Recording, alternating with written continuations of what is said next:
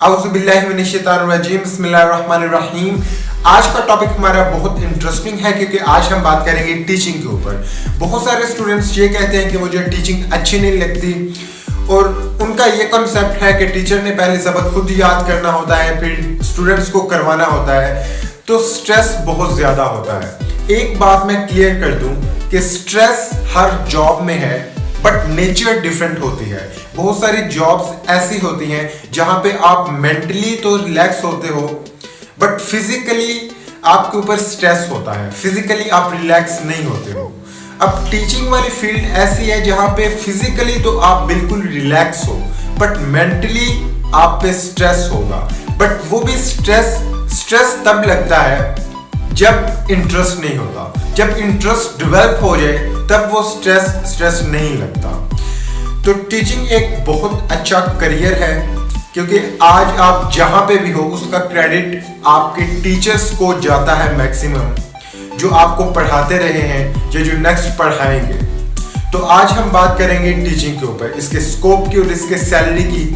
Video को शुरू करने से पहले सब्सक्राइब जरूर करना और साथ अगर आपने चैनल को सब्सक्राइब किया हुआ है तो साथ बेल आइकन को भी जरूर दबाएं ताकि मेरी वीडियो का नोटिफिकेशन आप तक पहुंच सके। तो चलिए शुरू करते हैं। टीचिंग की फील्ड में ट्रेंड चेंज हो रहा है। पहले क्या होता था, लोग बीएससी करते थे, उसके बाद टीचिंग स्टार्ट कर देते थे और गवर्नमेंट की जॉब भी उनको मिल जाती थी टीचिंग के लिए। लेकिन अब क्या होता है, जिन लोगों ने बीएससी की है वो एमएससी करते हैं मास्टर लेवल पे, फिर उनको गवर्नमेंट की जॉब मिलती है और वो टीचिंग स्टार्ट कर देते हैं।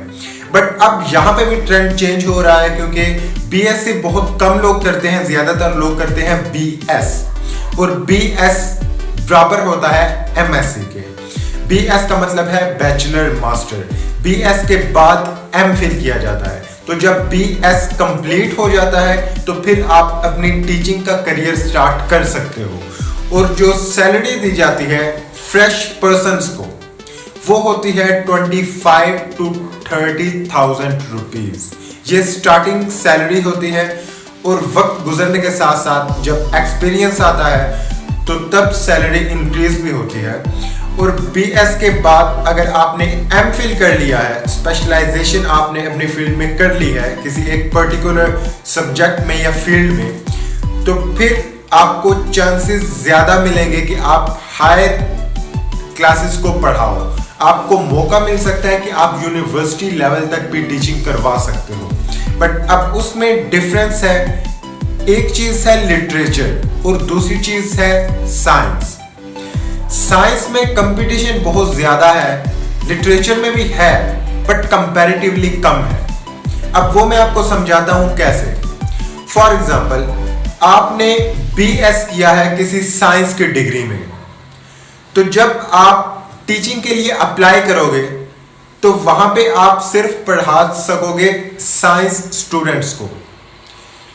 जबकि अगर आपने बीएस किया है लिटरेचर में तो जब आप अप्लाई करोगे तो लिटरेचर हर बंदा पढ़ता है। यूनिवर्सिटी में जिसने इंजीनियरिंग करनी है, जिसने ज़ूलॉजी करनी है, बॉटनी करनी है, जितने भी डिपार्टमेंट्स हैं सब लिटरेचर पढ़ते हैं, तो वहां पे आपका कंपटीशन कम हो जाएगा।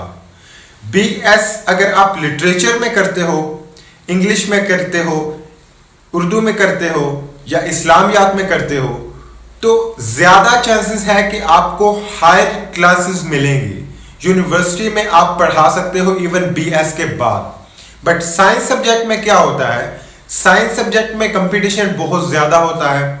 अगर आप एक पर्टिकुलर सब्जेक्ट पढ़ रहे हो, आपने बीएस ज़ूलॉजी किया है या बॉटनी किया है या बीएस फिजिक्स किया है, तो नेक्स्ट आप वो सब्जेक्ट ही पढ़ाओगे।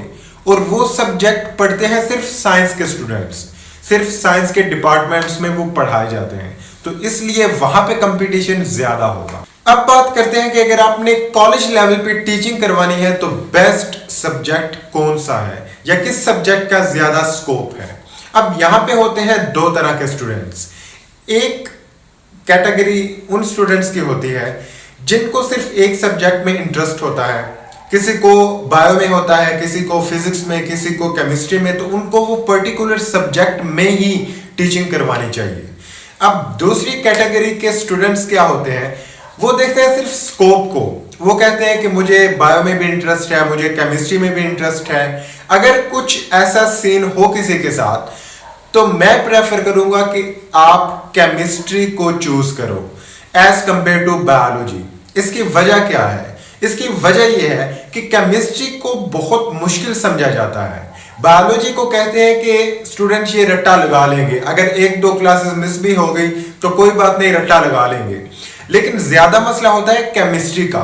ज्यादा स्टूडेंट्स का फोकस भी होता है केमिस्ट्री पे, क्योंकि केमिस्ट्री एक लॉजिकल सब्जेक्ट है। इसमें समझने वाली बहुत सारी चीजें होती हैं।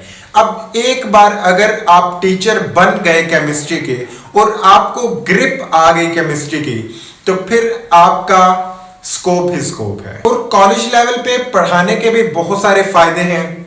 जिस तरह आप अगर एक कॉलेज में पढ़ा रहे हो तो साथ एकेडमी वगैरह भी ज्वाइन कर सकते हो। इवन अब तो नाइट टाइम और डे टाइम, नाइट के लिए अलग एकेडमीज होती हैं और डे के लिए अलग एकेडमीज होती हैं।